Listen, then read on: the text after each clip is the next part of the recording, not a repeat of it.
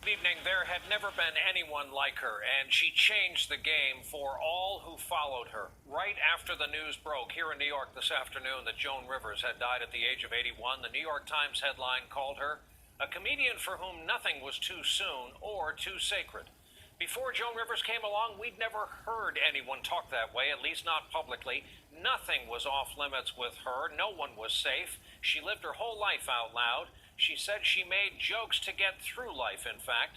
And while sensitivities changed around her, she never changed who she was right up until the end.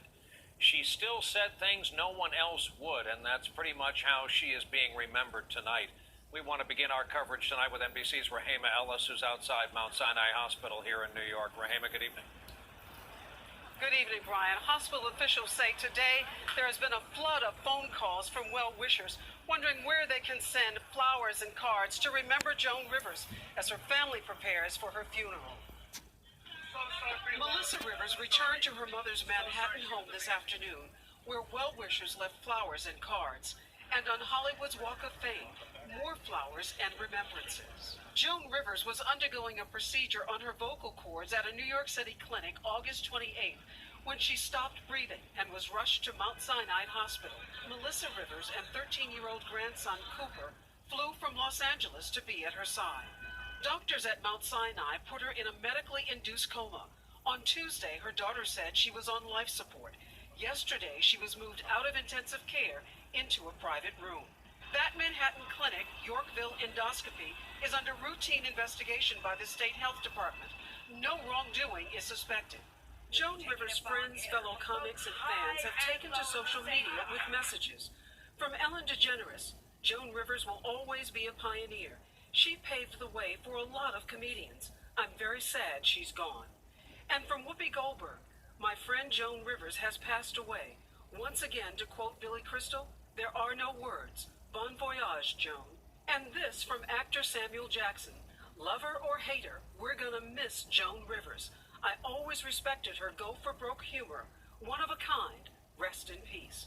In a statement today, Melissa Rivers said, "My mother's greatest joy in life was to make people laugh. Although that is difficult to do right now, I know her final wish would be that we return to laughing soon."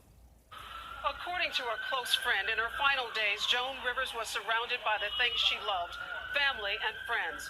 Her funeral is scheduled for Sunday here in New York City. Brian? Rahema Ellis outside the hospital for us tonight. To start us off, Rahema, thanks. Because she was a genuine trailblazer, Joan Rivers' legacy can be found on small stages this very night in comedy clubs across this country.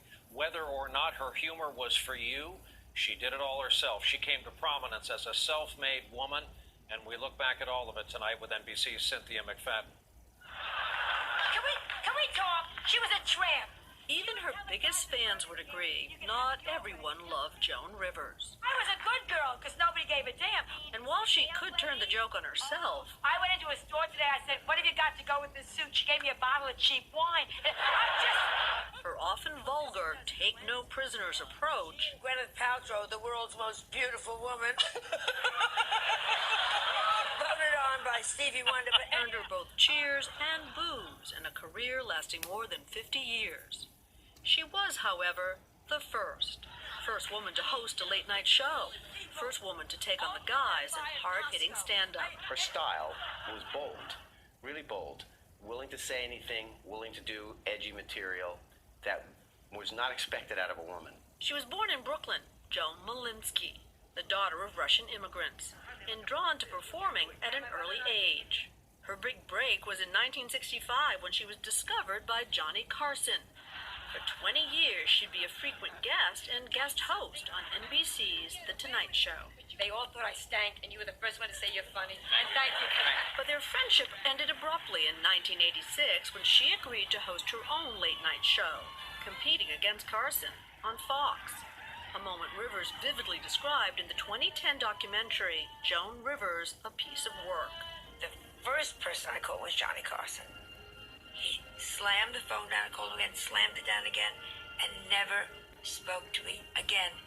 Ever.